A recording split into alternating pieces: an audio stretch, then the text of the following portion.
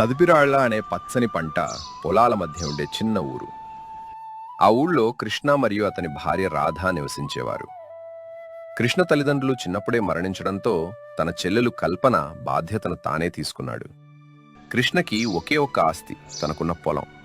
చిన్ననాటి నుంచి కష్టపడి వ్యవసాయం చేస్తూ కుటుంబాన్ని పోషించుకుంటూ ఉండేవాడు. వారిది పేద కుటుంబమే అయినా ఆ ఇంట్లో ప్రేమ, నమ్మకం, ఒకరిపై ఒకరికి ఉన్న బాధ్యత నిండుగా ఉండేవి. వదినా వదినా కల్పన చెప్పు, ఏమైంది? వదినా, అది నాకు చేపల పులుసు తినాలనుంది. కాస్త అన్నయ్యతో చేపలు తెప్పించి వండవా వదినా? అయ్యో పిచ్చి తల్లి, నువ్వింతలా అడగాలా? ఆగు, మీ అన్న పొలంలోకి వెళ్ళాడు, అక్కడికెళ్ళి చెరువు దగ్గర చేపలు తెమ్మని చెప్తాను అని చెప్పి రాధ పొలం దగ్గరికి బయలుదేరింది. ఏమయ్యా, ఈ పొలంలో పని నేను చూసుకుంటా కానీ చెరువు కట్ట దగ్గరికి వెళ్ళి మంచి కొరమేం చేపలు తీసుకుని రాపో. అసలే కల్పన అడక్కడక్క నోడు తెరిచి చేపలు తినాలనుంది వదినా అని అడిగింది. ఏంటి, నా చెల్లి చేపల కూర కావాలని అడిగిందా? సరే, నేను వెళ్ళి పట్టుకొస్తాను. కానీ ఆ లోపున వెళ్ళి మసాలాలు పంచూడు. అలా ఇద్దరు చెరొక పక్కకి వెళ్ళిపోతారు. అలా కల్పన అడిగిందని చేపల పులుసు చేస్తుంది రాధ. అలా ఆ రోజు గడిచింది. మరుసటి రోజు ఉదయాన్నే కృష్ణ భుజంపై కండువా వేసుకుని పొలం వైపు వెళ్లడానికి సిద్ధమవుతున్నాడు. పక్కనే రాధ వంట పనిలో ఉంది. కల్పన ఇంట్లో పనుల్లో సాయం చేస్తోంది. కృష్ణ, రాధా, కల్పన, నేను పొలానికి వెళ్తున్నాను. కొంచెం చీకటి పడేదాకా అక్కడే ఉంటానేమో, ఎవరూ కంగారు పడకండి. అట్టాగేనయ్యా, ఇప్పుడే వెళ్ళాలా? కాస్త ఆగి అన్నం తిని వెళ్ళొచ్చు కదా. లేదు రాధా, ఈరోజు చాలా పనుంది. సూర్యుడు పొడిచేలోపు ఆ చివరి గట్టు వెంబడి కాలు తవ్వడం మొదలుపెట్టాలి. ఆలస్యం చేయకూడదు. అన్నయ్య, ఇంత ఉత్సాహంగా ఉన్నావు. ఈరోజు నీ పనోడివి నువ్వేనా? మధ్యాహ్నం భోజనం సంగతేంటి? భోజనం గురించి నాకెందుకు చింత? పండగ పూట దొరికే పాయసం లాంటి భోజనాన్ని వదిలేసి ఆత్రంగా పొలానికి పరిగెడుతున్నానంటే నాకెంత కష్టం ఉందో నువ్వే అర్థం చేసుకో చెల్లి. సరే, బయలుదేరుతాను. ఆగయ్యా, ఆగు అని ఒక మూటలో కట్టిన భోజనం పొట్లాన్ని తీసుకొస్తుంది. ఇప్పుడే వెళ్ళిపోతున్నావేంటి? ఇలా ఖాళీ చేతులతో వెళ్తే మధ్యాహ్నం ఏం తింటావు? ఇదిగో, నీకోసం భోజనం సిద్ధం చేశాను. మర్చిపోయి వెళ్ళిపోతున్నావు, తీసుకెళ్ళు. హబ్బా, నిజమే కదూ. అంత ఆత్రంగా పనుల మీద ధ్యాస పెడితే కొన్నిసార్లు ఇలాగే మర్చిపోతాను. నువ్వుండగా నాకు ఈ ధీమానే ఎక్కువ అంటూ రాధని ప్రేమగా చూస్తాడు. అన్నయ్య సర్ది, మర్చిపోతే గుర్తు చేయడానికి నువ్వున్నావు కదా వదినా, అందుకే అన్నయ్యకా ధీమా. అవును మరి, ఈ మగవాళ్లంతే. పెద్ద పెద్ద లక్ష్యాల కోసం కష్టపడతారు గాని కడుపు ఆకలిని మాత్రం పట్టించుకోరు. ఈరోజు సాంబారు బీరకాయ కూర చేశాను. కష్టపడి తిని మళ్లీ వచ్చి రాత్రికి భోజనం చేయాలి. తప్పకుండా రాధా, బయలుదేరుతాను. నువ్వు కల్పనని జాగ్రత్తగా చూసుకో. అన్నయ్య, అన్నట్టు చెప్పడం మర్చిపోయాను. నిన్న పంతులు గారు పక్క ఊరు సంబంధం గురించి చెప్పటానికి వస్తానని చెప్పారు. మధ్యాహ్నం రావచ్చు. అవునా? అయితే పర్లేదు, నువ్వు రాధతో ఉండు. ఏం మాట్లాడినా సరే మంచి చెడులు చూసి చెప్పు. నేను సాయంత్రం వచ్చాక నిదానంగా మాట్లాడతాను అని కృష్ణ భోజనం పొట్లంతో పొలం వైపు బయలుదేరాడు. ఆ రోజు ఉదయం నుంచి కృష్ణ ఎంతో కష్టపడి పొలంలో పనిచేశాడు. కానీ అనుకోకుండా పొలం గట్టుపక్కనున్న చిన్న కొండ చర్య నుంచి పెద్ద పెద్ద రాళ్లు విరిగి పొలం కాలువలో పడ్డాయి. పడిన రాళ్లకు కాలువ పక్కనే ఉన్న చిన్న పంట నాశనమైంది. సాయంత్రం 4 పొలంలో కృష్ణ పడిన రాళ్ల వైపు నిస్సత్తుగా చూస్తున్నాడు. భోజనం కూడా సరిగా తినలేదు. ఈ దేవుడు నాకు మాత్రం ఎందుకింత కష్టం పెడుతున్నాడు? కల్పన పెళ్లి కోసం రాత్రింబోళ్లు కష్టపడుతుంటే వచ్చిన కొద్దిపాటి రాబడి కూడా ఇలా నాశనమవుతుంది. ఈ రాళ్లను తీయడానికి చాలా మంది కూలీలు కావాలి. అంత డబ్బు నా దగ్గరెక్కడుంది అని కృష్ణ ఇంటికి వెళ్లడానికి తయారవుతుండగా అతని ఊర్లో ఉన్న ఒక ధనవంతుడైన ధర్మారావు తన కొడుకుతో కలిసి అటుగా వచ్చాడు. ఓహో కృష్ణ, ఏమిటి ఈరోజు నీ పొలంలో యుద్ధం జరిగిందా? కాలు అంతా రాళ్లు మట్టితో నిండిపోయింది, పంట కూడా పాడైపోయింది. నమస్కారం ధర్మారావు గారు. సాయంకాలం అకస్మాత్తుగా కొండ చర్య పడింది, అందుకే ఇలా జరిగింది. నానెలాగైనా ఈ రాళ్లను తీయాలి. అబ్బో, ఈ రాళ్లను తీయాలంటే ఎంత లేదన్నా 4 కూలీలు 3 రోజులు పనిచేయాలి. ఆ కూలీలకు డబ్బు నీ దగ్గర ఎక్కడుంది? అయినా నువ్వు ఈ కాలువను సరిచేసి ఏం చేస్తావు? నీ పొలం చిన్నది. అప్పుడే ధర్మారావు కొడుకు సందీప్, అవును కృష్ణ, మా నాన్న మాట వినో. ఈ మాత్రం దానికే కష్టపడటం ఎందుకు? ఆ పొలాన్ని మాకమ్మేసి నీ చెల్లెలికి మంచి పెళ్లి చేయొచ్చుగా. మార్కెట్ ధర కన్నా ఓ 10,000 ఎక్కువే ఇస్తాం. క్షమించండి ధర్మారావు గారు, ఈ పొలమే నాకు ఆధారం.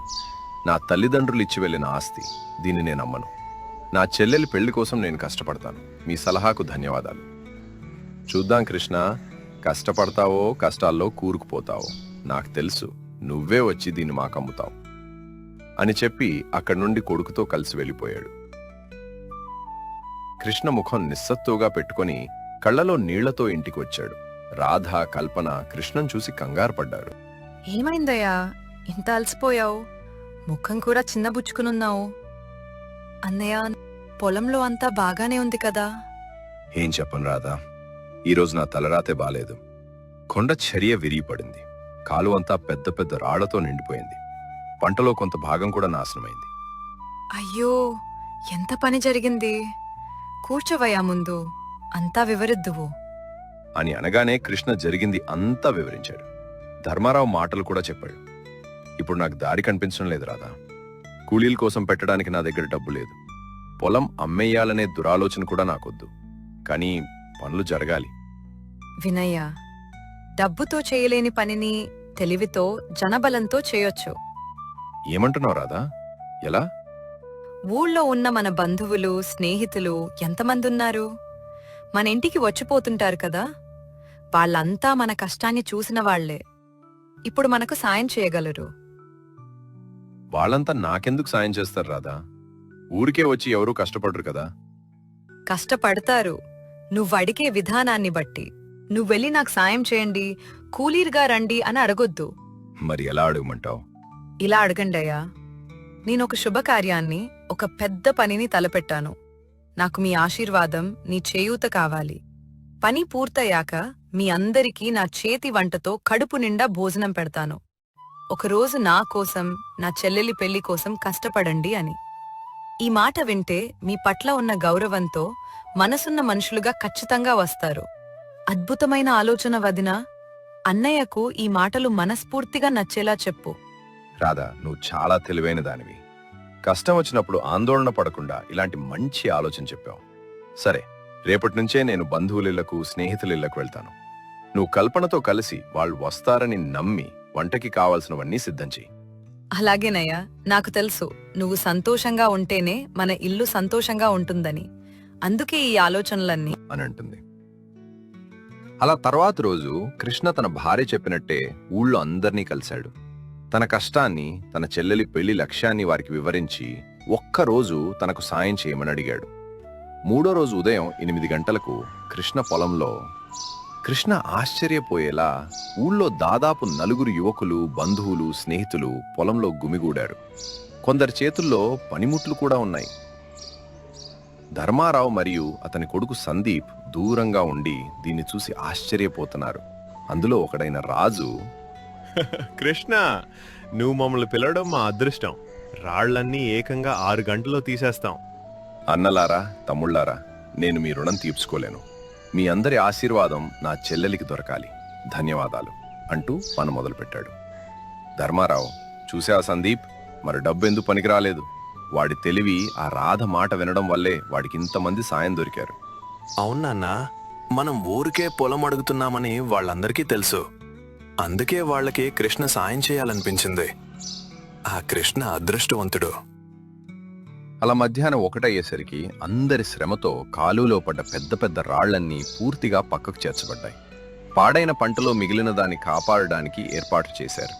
అందరూ కలిసి అరగంటలోనే 3 రోజుల పని పూర్తి చేశారు. అబ్బబ్బా కృష్ణ, మీ భార్య రాధ చాలా మంచిది, చాలా తెలివైనది. ఈరోజు భోజనం కూడా అదిరిపోయింది. ఈరోజు నువ్వు మాకు పెట్టిన భోజనం నీ కృతజ్ఞత, మాకు దొరికిన గొప్ప బహుమతి. నీ చెల్లెలి పెళ్లికి మేం కూడా ఎంతో కొంత సాయం చేస్తాం అని అంటాడు. ఆ మాట వినగానే కృష్ణ కళ్ళలో సంతోషంతో పాటు తన భార్య తెలివికి గర్వం కనిపించింది. అందరూ కడుపు నిండా తిని కృష్ణ, రాధ దంపతులను ఆశీర్వదించి వెళ్లిపోయారు. అలా కృష్ణ తన తెలివైన భార్య ఇచ్చిన సలహా, ఊరి ప్రజల సహాయంతో తన కష్టాన్ని అధిగమించాడు. కొంతకాలానికి కల్పనకు మంచి సంబంధం దొరికి కృష్ణ తన చెల్లెలి పెళ్లిని వైభవంగా చేశాడు. ఆ రోజు నుంచి కృష్ణకి తన చిన్న పొలమే కాదు, ఊళ్ళో మనుషులందరూ తన పెద్ద బలమయ్యారు. శుభం.